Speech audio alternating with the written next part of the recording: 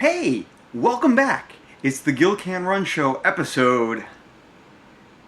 Yeah, there we go. 13. 13. Ciao. How y'all doing? Here we are. I'm Gil, for those of you who may not remember.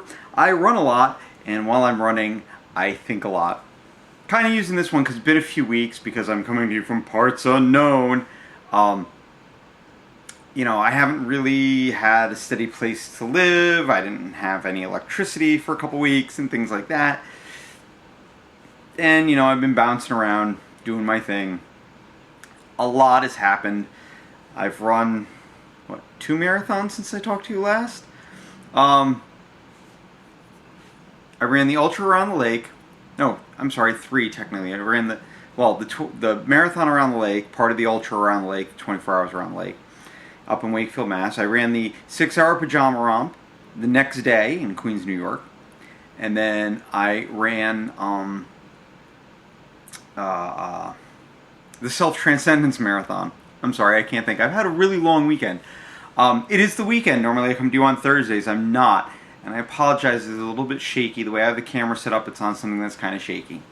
So, get that off the bat right away. So here we are, right? And it's been a while, and I've had a lot going on. I had a very busy weekend.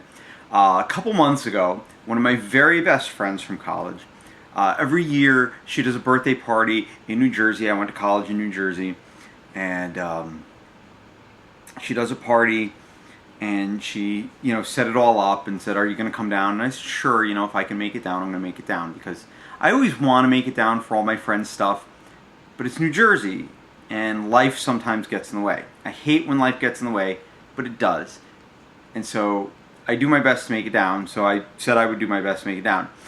My sister then scheduled my nephew's baptism for today. And I am the godfather, by the way. Congratulations to me. Yay, I'm the godfather. Somebody's got to get me a ring, and I can make people kiss it. And then one day, if I have a daughter, I can say to people, "On the day of my daughter's wedding, I will grant you this one favor." But who knows? I don't know. How's my Brando? Like my old Brando. Was that good? I mean, I don't know. I don't even know if it's good. I'm not even trying right now. I'm so wired, it's ridiculous. Because, we went out. I mean, my friend and a bunch of other friends and a bunch of her friends that I just met for the first time, or I met, I only see once a year at her party or whatever.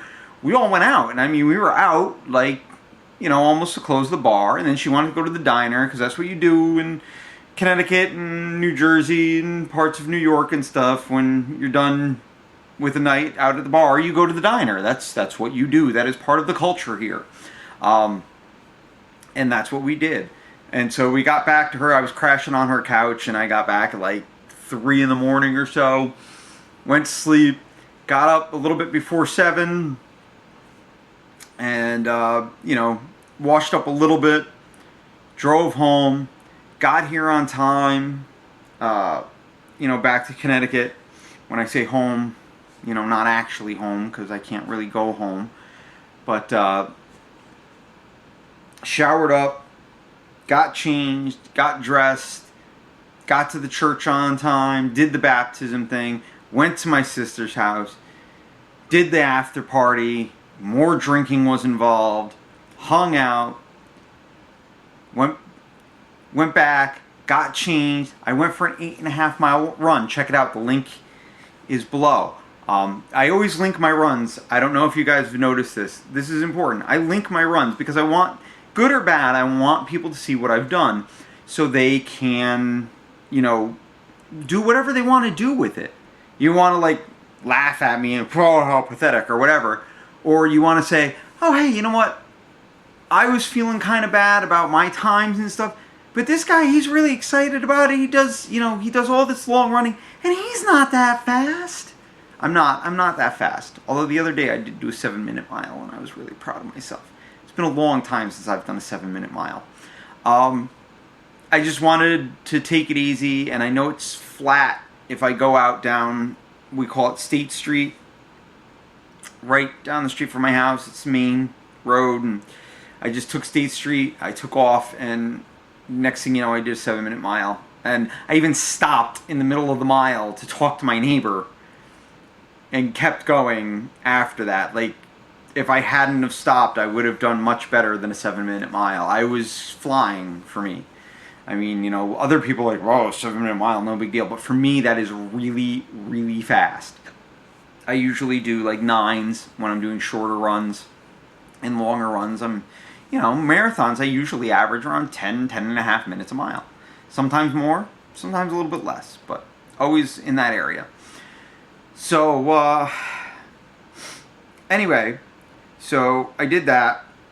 And then, like, Saturday morning was no picnic either. After I ran Friday night, I woke up Saturday morning, I did the shocks on my Jeep, I got some stuff done, and then I drove down to New Jersey. There was a lot of traffic that I had to contend with. I was really busy. Why am I saying all this? Well, here's the reason. This is what's been going through my head all day, right? On the outset, when people first meet me, I seem to be kind of lazy. If you meet me at work, it kind of looks like I don't really do anything. Okay, that's been my whole life. A lot of my coworkers have always disliked me intensely because it seems like I don't really do anything sometimes.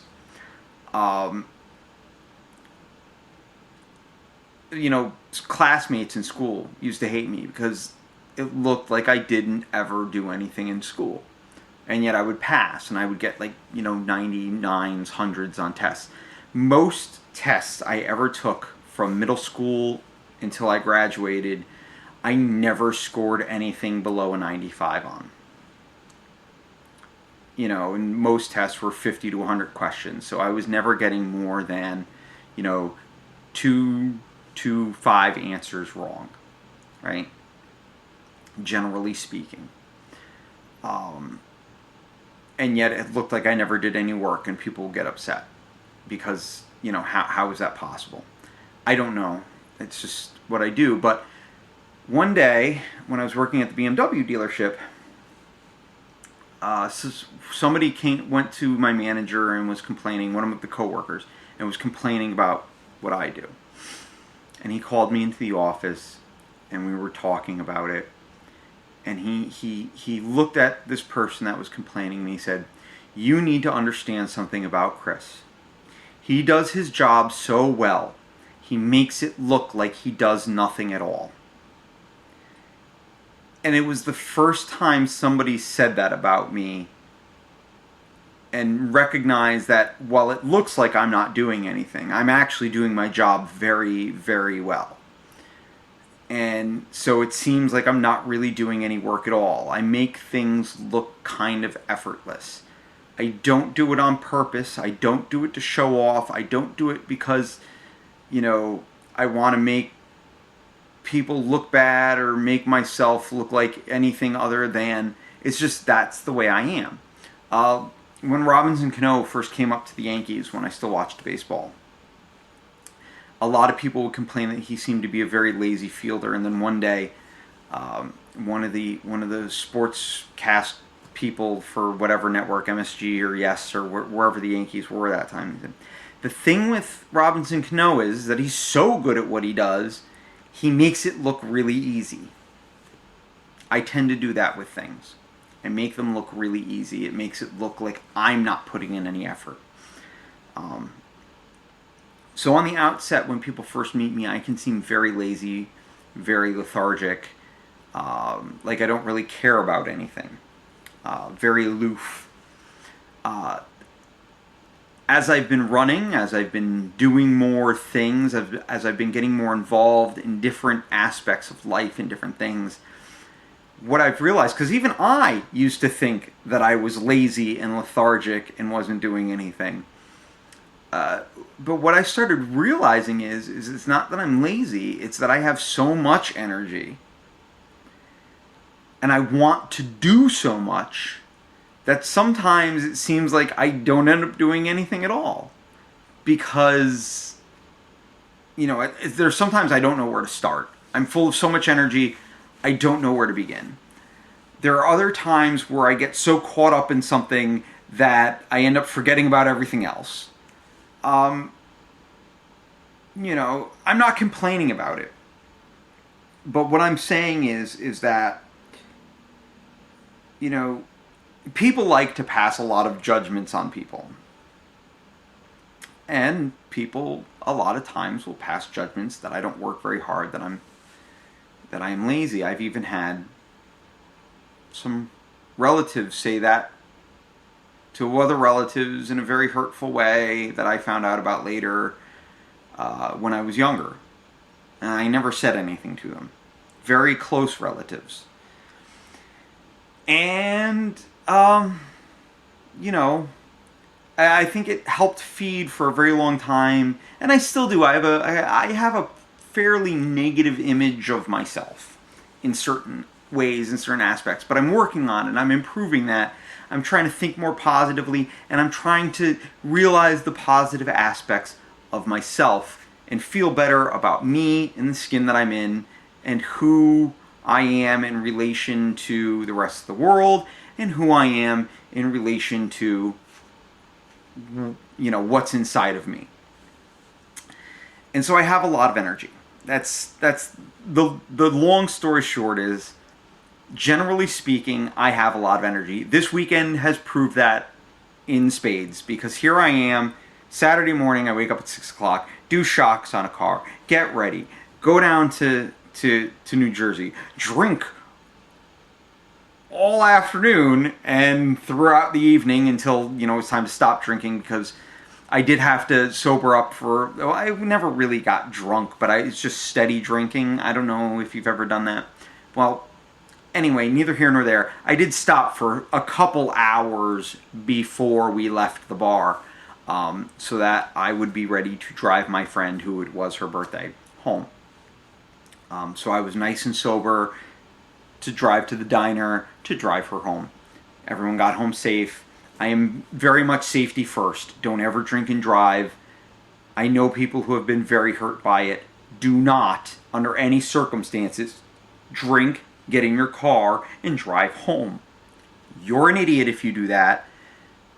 And if you get caught, and no offense to my friends who have been caught, I have friends that have been caught, and they feel stupid about it, and they realized what they were doing was wrong, and they have since changed their ways. So do not drink and drive. So got back to her place, got up just a couple hours later, got up here, went to church, did the baptism, did the party, more drinking, came back to where I'm staying right now, ran 8.5 miles, and now here I am recording a show, talking to you about what we're going to talk about today. And I didn't really preview it because I'm just really going off the cuff today. There are a few things popping through my head, and I'm just like, you know what? Just going to run with it and see where we go. All right? Sometimes I kind of plan it out. Sometimes I just see where I'm going because, just that's the way my mind works. I'm generally a kind of off the cuff, extemporaneous person, kind of just taking what comes and enjoying it and doing my best with it. The professional communicator in me wants to plan, wants to sort things out. Don't mind that. That's my fax machine. We can ignore it. Sorry, I forgot to turn the ringer off. My apologies. I'm not editing this. I'm not editing that out. I don't care. So, lots of energy. And that brings me to another point, which is there are certain things that I want in this world. Eventually, when I get to the right place, and I find the right person, I want to have children. I'd like to have a family. I'd like to, pass on my knowledge, not just to you guys like I do through the videos and the little blog posts. And I try and keep them short and succinct because I don't. Like, here I can talk and it's kind of sort of interactive. I hope that, you guys take the opportunity to talk back to me. And you don't actually have to make a video or anything. You can type or whatever you want to do, and you can share your thoughts on what I said, and we can go back and forth. That's fine. It's cool. But, I want to do that. But I'm getting to an age where the people my age either already have kids, and due to my particular history, I can't be a stepdad. I can't do it. I would be like, and I'm not saying that kids aren't wonderful and everything, and I I have so many friends with so many great kids and everything, and it's very cool, and I love hanging around them and everything. But as a step parent, I would be massively uncomfortable. Not because I think I would be a bad step parent, but because of how uncomfortable my particular situation was when I was a child. I don't want to risk making a kid feel that way. I don't know if people are going to understand that or not.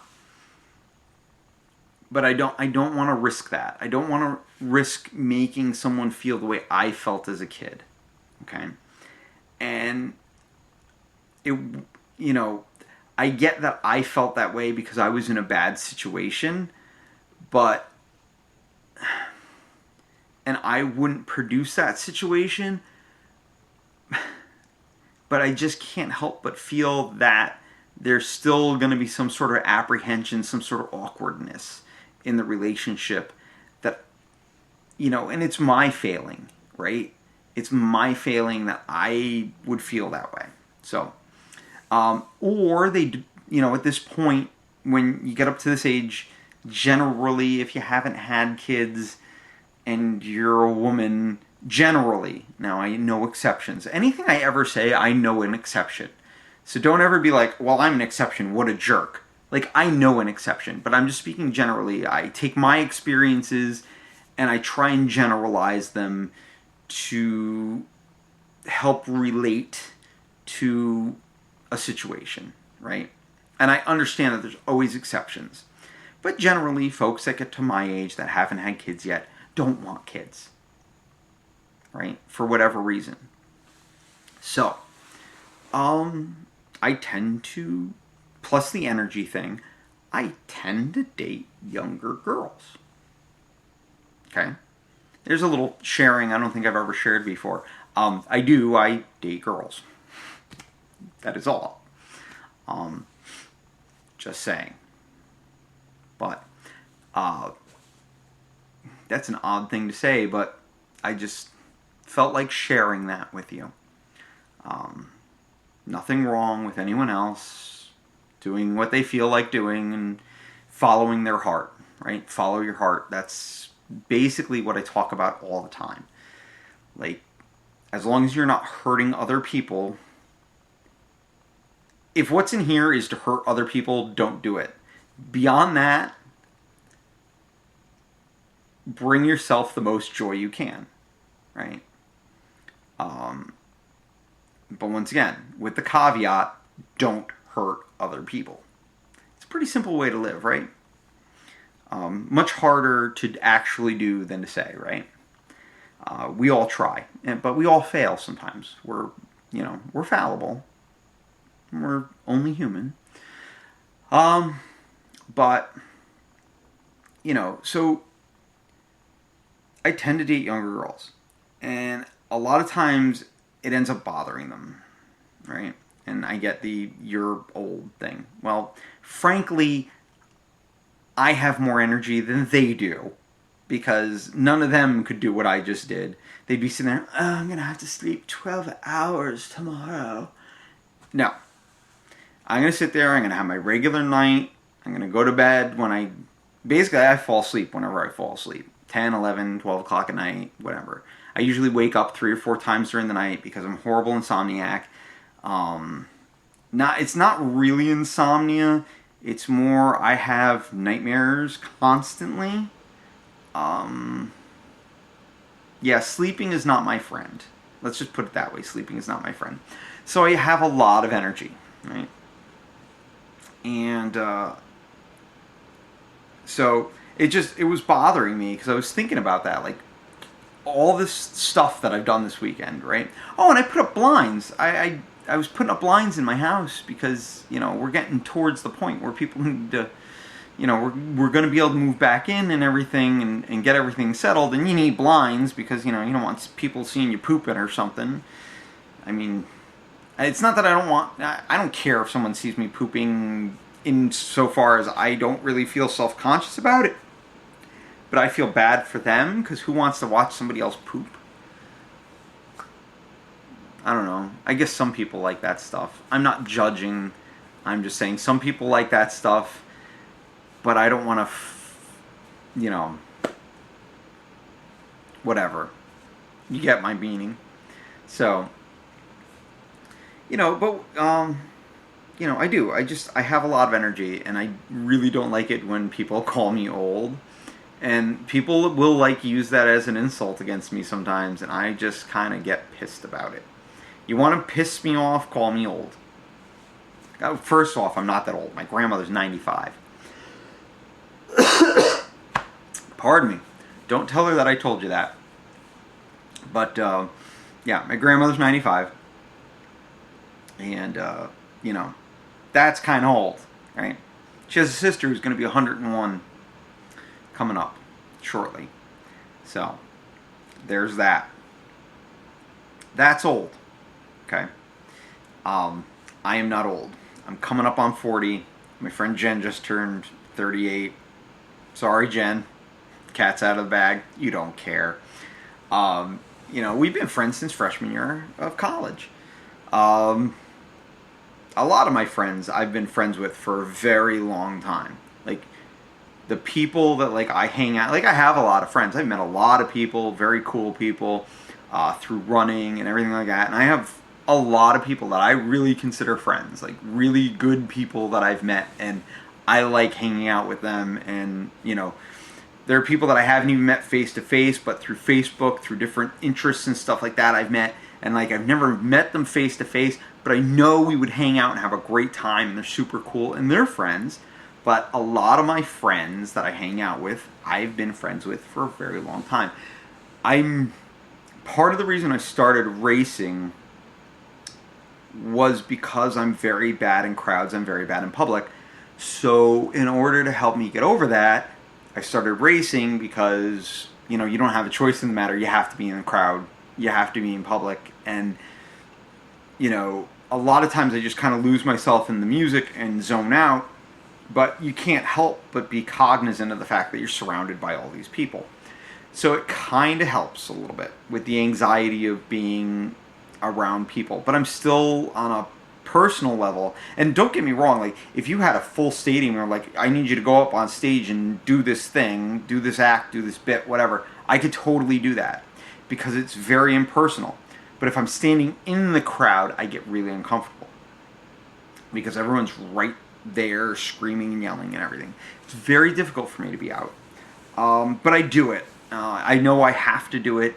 I know it's expected of me as a member of polite society and everything like that. So, I don't care what the, phobia or, whatever it is, right? I just know I have to do it, so I go and I do it. And I do what I can to make it better because I should be enjoying life. And part of enjoying life is there are other people in this world and hanging out with them and learning from them and learning their cool stories because life is about learning, right? We've talked about this. We are beings of discovery. Discovery is learning. Go out and learn, right? And try and learn the best stuff. So, and that's the other thing that I keep doing. And that's the other thing that I kind of wanted to talk about today was that, because last night we're out and I'm talking to a friend that I met through Jen, and because her husband was talking to someone that he used to work with, so they got into a deep conversation about the old days, and she didn't have anyone to talk to. She came to talk to me, and we're BSing, and we were talking about me becoming a vegetarian. And then she's like, oh, the other day we went to something steakhouse or Texas Roadhouse or something like that and had a steak, or I don't know. And then she looks at me and she goes, oh, I'm sorry. And I felt really bad. That right there made me feel terrible. I don't ever want anyone to feel bad about anything that they eat or what they do, as a person, once again, as long as it doesn't hurt anybody else. I get that people are meat eaters. They eat meat. I get that people enjoy it. When I talk about these things, anything that I talk about, right, I'm taking the experiences that I've had in my life. I am digesting them through the filter that is my consciousness, right? And my ideas about life and everything. And I am thinking about those experiences critically. I am making what I think is the best decision for me. And I am seeing if I can apply that to maybe help a problem that I feel exists in the world. Now, I share these thoughts not because I want everyone to do it.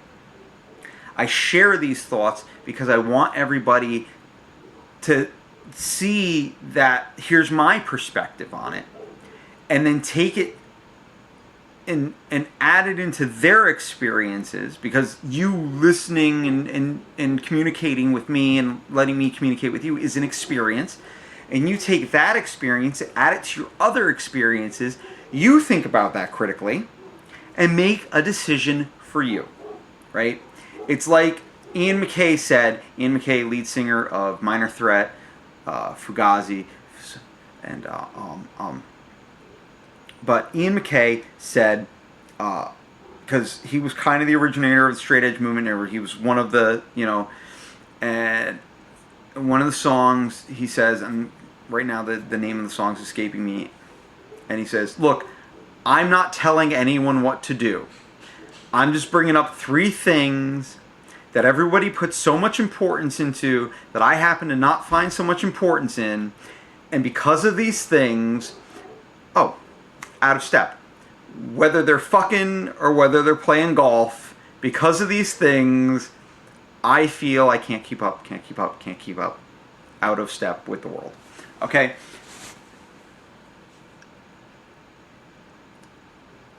He feels that, and with straight edge, it's drinking, smoking, fucking, right? Those are the 3 things. I'm going to have to rate this one adult, right? I said the F word. Oh, nobody's ever heard that while their father was driving or anything. My God. So, that's what he was talking about. He was talking about living a drug-free, kind of a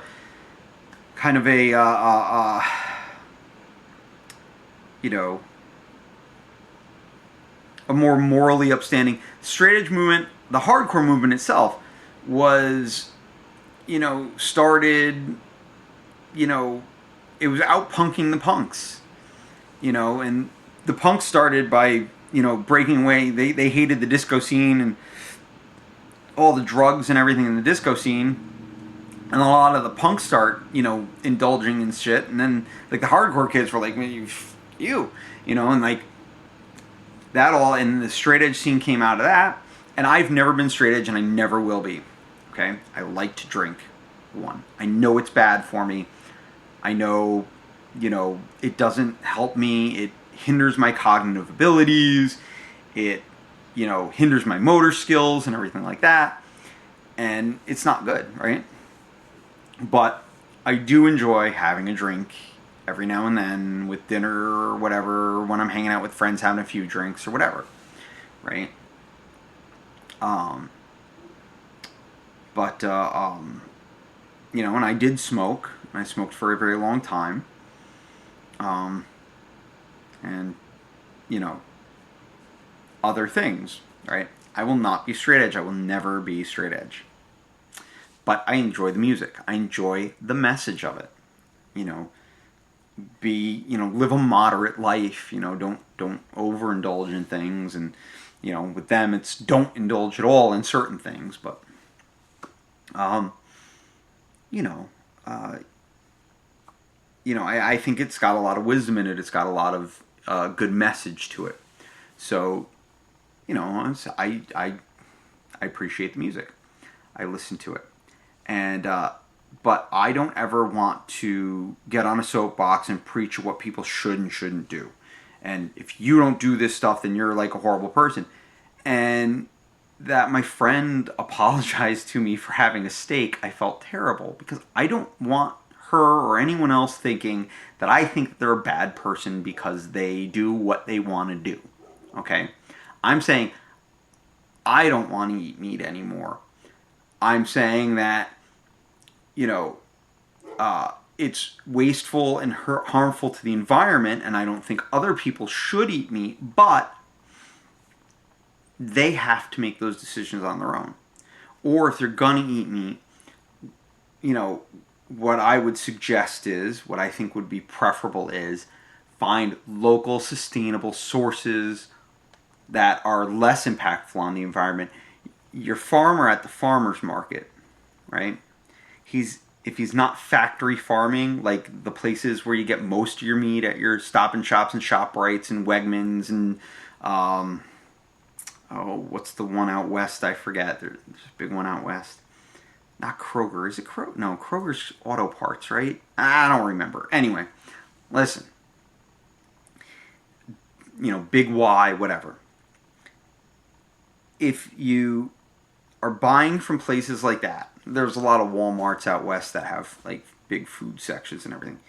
If you're buying your meat there, it is not sustainable no matter what it says. Even if it says organic, you know, cage free, you know, whatever.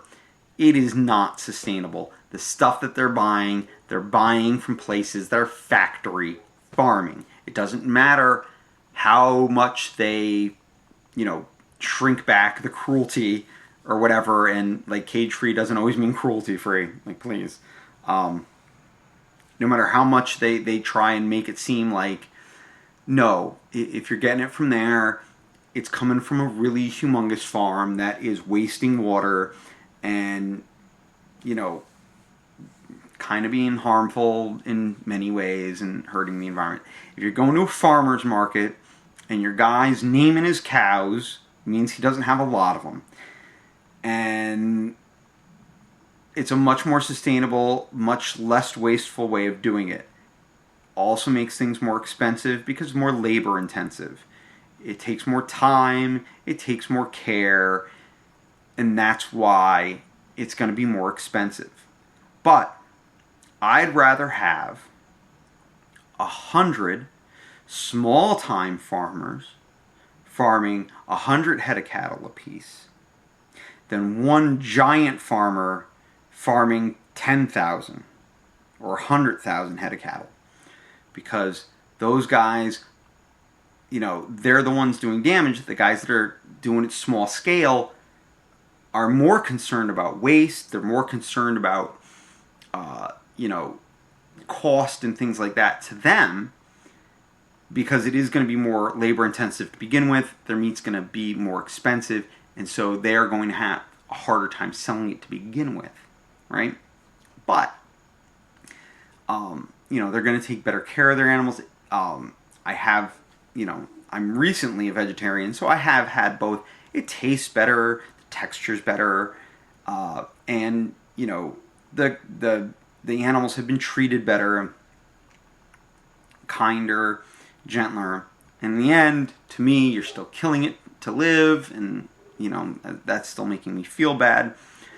But, so I will say, like, you know, based on my experience, based on what I've read, what I know, what I understand, and the statistics of factory farming versus local farming, I believe that is the better option.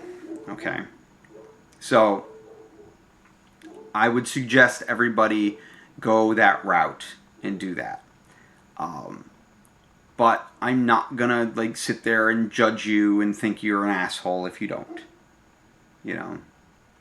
I will lament that I think that my way will help everybody overall, and you will have a better experience, and I will feel bad for, you know, everybody, but I'm not going to judge you and make you, you know, I'm not going to say nasty things about you. I'm not going to not be your friend or anything else, because everyone's going to make their own decisions in life. based on what they believe to be best for them. The only thing I believe that we should all do is examine why we think things are the best way for us and think about if it really is or isn't. Okay? And be willing to adjust and change as things progress and we gain new knowledge. I actually, there was a post on, I want to say, Runner's World the other day, and somebody, they were talking about,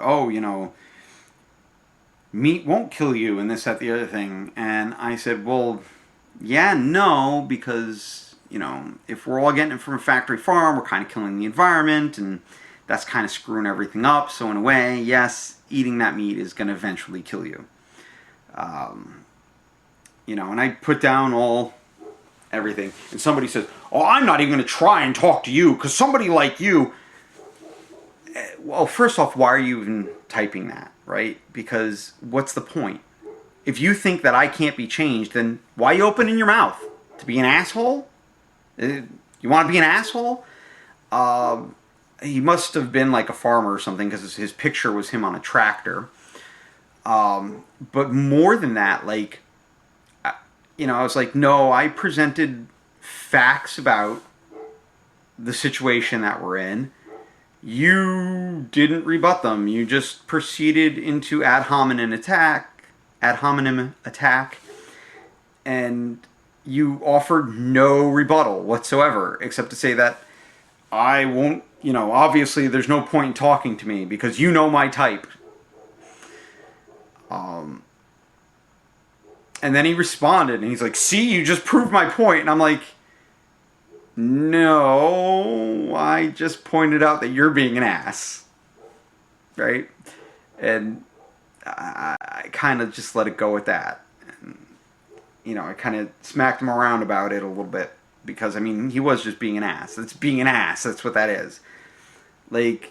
No, talk to me. Try and give me some sort of, alternate argument. Try and give me some sort of factual basis that factory farming isn't the second largest driver of greenhouse gases in the world. That's a fact. That's the truth. Factory farming, particularly of beef, second leading driver of greenhouse gases in the world. Look it up. That's what happens. Show me the evidence that it's not. Show me all these experts that have said this all along, how they're wrong, and I will say, okay, you're right, it's not. But he didn't do that. He said, I can't change your mind, so I'm not going to bother saying anything, even though I'm saying something. That's not helpful. You're not doing anything. You're not making anything better by doing that. If you think that your way is better, show me the evidence. That is all. Science and discovery requires evidence.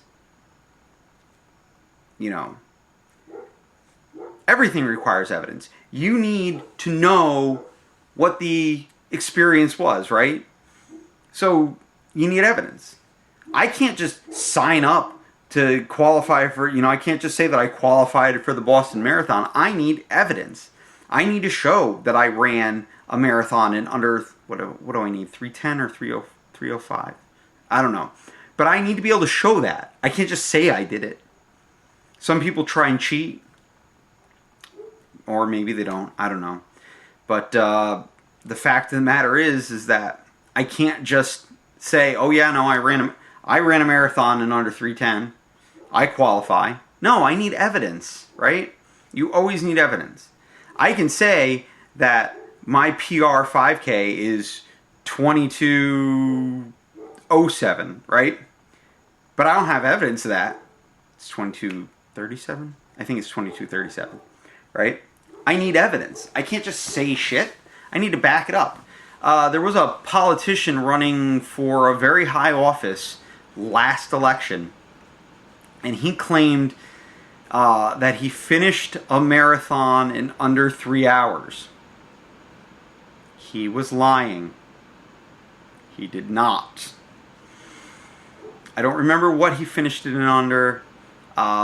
He was faster than I've ever been, which is something for me. I, as a point of pride, I need to look up his time, and I do.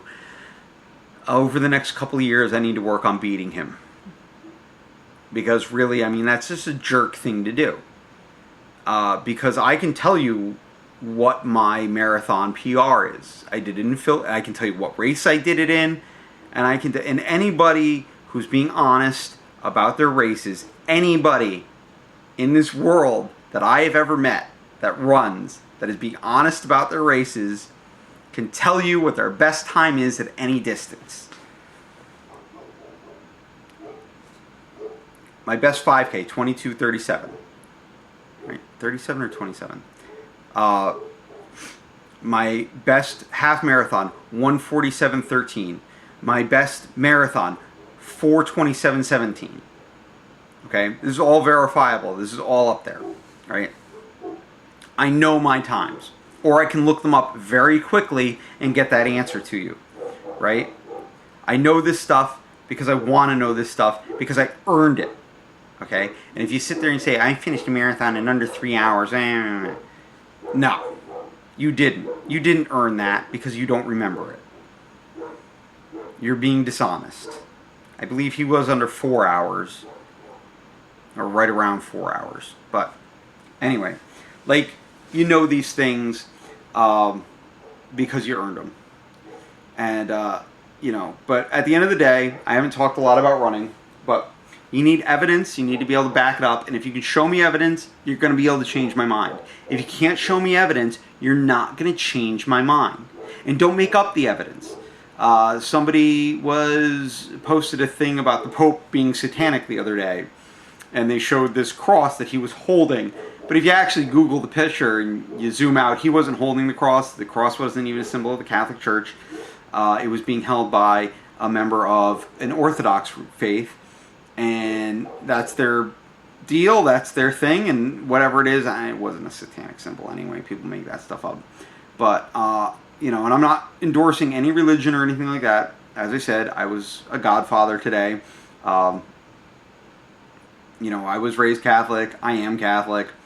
But beyond that, I don't do, whatever you want to do is your deal, and however you want to view the universe. I mean, I say a lot of stuff that's very Hindu, very Buddhist, and I have no problem with that. A lot of people would have problems with that and would say something to me. People have said something to me about it, but I'm following my path. I'm doing my thing. I am trying to be the best person I can be. I'm trying to live in a Catholic way. You would say I'm trying to live a saintly life. I'm trying to be the best person I can be, not for myself, but for the whole world. Because me being the best person I can be, hopefully will encourage other people to do the same. And that's how things are going to change. That's how things are going to get better. By everybody putting in their best effort to be the best them they can be. I'm not worried about who else is being the best them they can be. I'm worried about me being the best me I can be. And then I'm meeting fun and exciting people and enjoying as much of the trip, the journey, the discovery as I can with them. Okay? And the people that want to enjoy it with me, I'm going to appreciate them. And the people that don't want to enjoy it with me, I'm going to try and not worry about them. There are some people that I've tried and I cannot forgive them, and I cannot put them out of my mind, and they haunt me. And not because I feel like I've done anything wrong to them, but because I'm always putting my best out there, and they were either taking too much advantage of it, or they took it in the wrong way and tried to turn it into something that was, base and crude and rude and just you know, they took the positive energy that I'm sending out there, and they tried to make it very negative, and it really bothers me when people do that. You know, and that you know what, that being bothered by it, that's a very big shortcoming of mine, and that's something that I try and work on and try and improve on and try and get better on. So hopefully I can. You know, as I said, every day I try and be the best me I can be, and I try and be a little bit better than the me that I was yesterday. And you know, hopefully I do that. Hopefully it comes through. Someone got some hot knee action there. You all got to see my knee just because of the way that I'm sitting tonight. Because I'm kind of in a really unorthodox situation here. But I hope you enjoyed it. I hope it helped. Please don't ever feel bad or feel like I'm judging anyone based on what I'm saying here. I really just, you know, as I said, I'm taking in the information that I get from the outside world, and I'm putting it through my filter, and then I'm putting it back to you because I feel like maybe I can help, and maybe all that I help with is I just start a discussion, and then maybe somebody else finds a completely better way than mine. But that discussion gets started, right? You have that discussion, and then you go from there. So the clock on the wall says that we are done, and you know, I got to keep it on TV time, 45 minutes. So I hope you guys had fun. I hope you're doing well. I'm sorry I haven't been around. I'm going to get back to being regular about this and getting back into the swing of things. I got a lot of exciting races coming up. I've got the New Haven Road Race. I've got the Suffolk County Marathon. I've got the Gulf Beach Half Marathon. And then my next race after that is the Hartford Marathon in October. So that's going to be a lot of fun. I got free entry to the Hartford Marathon. I know I've mentioned that before. I'm still hemming and hawing between Brooklyn and Philadelphia for November. And I haven't decided on what I'm going to do for September, but stay tuned. You're going to find out. Anyway, you guys have fun. You keep running. Remember, if Gil can run, then so can you. See you guys soon. Take it easy.